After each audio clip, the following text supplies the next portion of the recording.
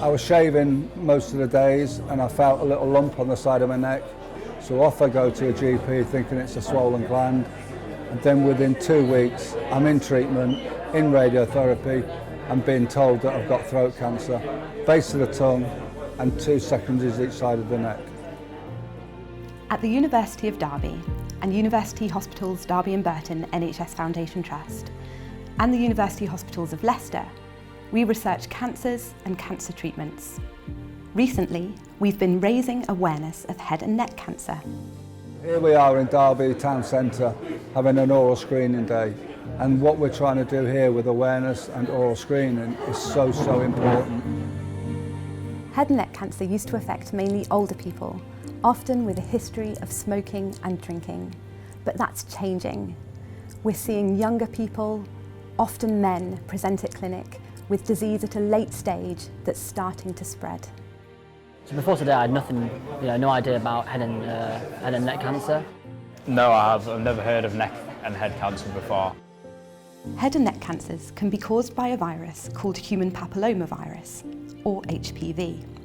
Usually, the body's natural defences fight it off, but sometimes it causes cell changes that lead to cancer.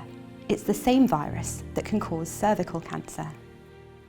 Whenever I tell people I work on HPV-positive head and neck cancer, I get blank stares, even from fellow scientists. But it's a disease that we really need to be aware of. And when detected early, it responds really well to treatment. And that's why it's important to check yourself regularly. People in this day and age are very much aware that they should examine their breasts and their testicles on a regular interval. It's a safe and reliable method. This should be the same from a head and neck cancer point of view, and the simplest time to do this is after you brush your teeth on an interval once a month. The early signs of head and neck cancer can be felt in and around the neck, throat and jaw. Check along the insides of your lips and look at your gums. Are there any lumps, bumps or red or white patches? Look at the back of your mouth, stick out your tongue and move it from side to side. Don't forget to look underneath your tongue too. Feel under and around your jaw. This area can sometimes be a bit lumpy, especially if you've had a cold or other illness recently. So learn what's normal for you.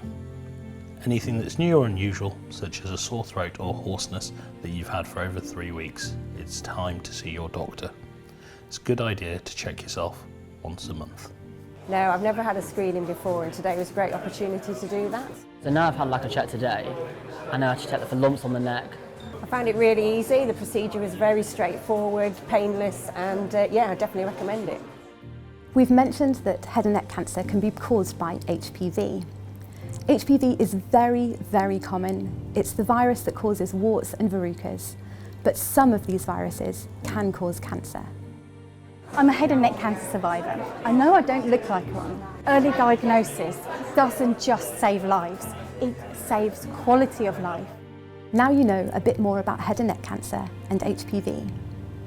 We hope you'll use this information to check yourself once a month and get to know what's normal for you.